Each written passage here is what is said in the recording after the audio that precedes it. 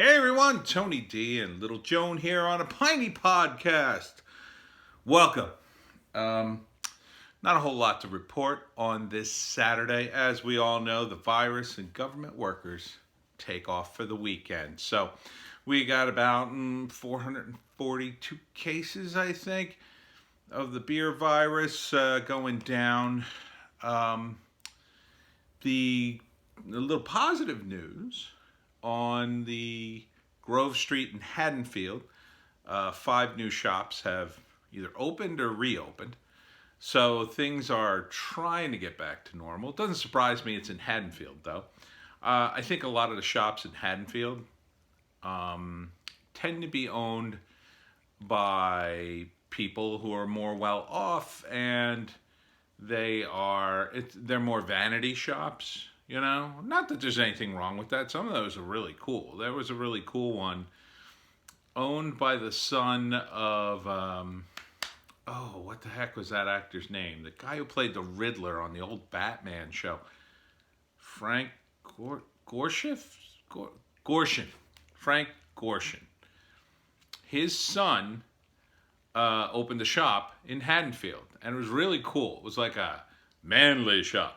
And it had like a old Triumph, I think it was a Triumph motorcycle in the display window, and it had like high-end beard stuff and cool like things you could take with you on your road trips or camping, but real high-end stuff.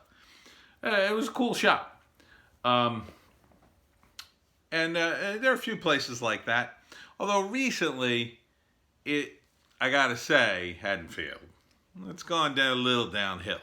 There was a new restaurant that had opened up, but it was kind of I don't know if it was a chain or a franchise, but it looked to be not super fancy, which I was surprised because usually a lot of stuff in Haddonfield is like super, super fancy.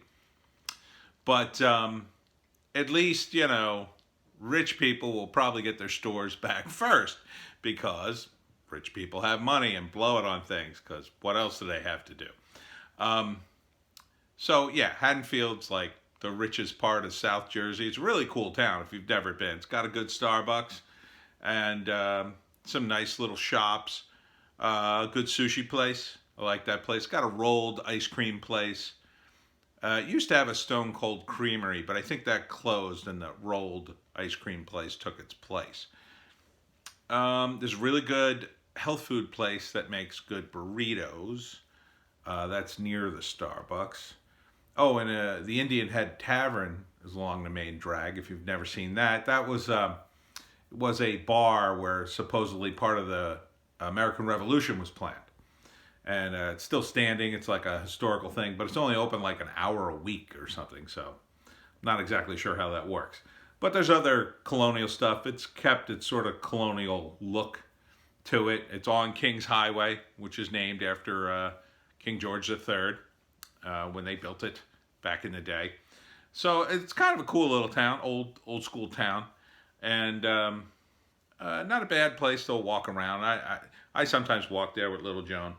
Although these days, obviously, because of the beer virus and tyrant Phil Murphy, it's not as cool because most of the stuff's closed. But I'm glad to see it's finally starting to open. So maybe when we finally get back to some normalcy here, when tyrant Phil, Goldman Sachs Phil, allows us peasants to once again walk into stores and live our lives and give us something to do, because we don't have millions of dollars, Phil. I know you do and could do whatever you want, but the rest of us, we need a Starbucks to while away the hours in and drink caffeinated beverages. I know you probably have a guy for that and could sit wherever you want, and you being the governor and everything. No update on the bear. I looked.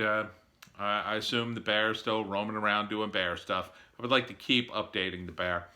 But it's tough to find news stories about the bear. I don't want to hear a bad news story about the bear. I don't want to hear he got hit by a car or got shot or whatever. So, be aware of the bear, still out there, still roaming around. Guard your trash cans. The only other news story, Piney's, is there was an article about new leaders in the Black Lives Movement in South Jersey. So I would say to them, fellow Pineys, and you guys are really young, so understand that I think your movement has been hijacked by radical leftists and neoliberals. The radical leftists being represented by Antifa, who are tearing down statues in the name of Black Lives Matter. See, Joan doesn't like that. And the neoliberals in the form of the Democrats, who are seemingly funneling money from Black Lives Matter into their campaigns. And I think you need to address these issues. And you're young, and you don't have to answer to these old-timers in the movement. So maybe you could be the guys to ask those questions. I gotta go quiet a little dog.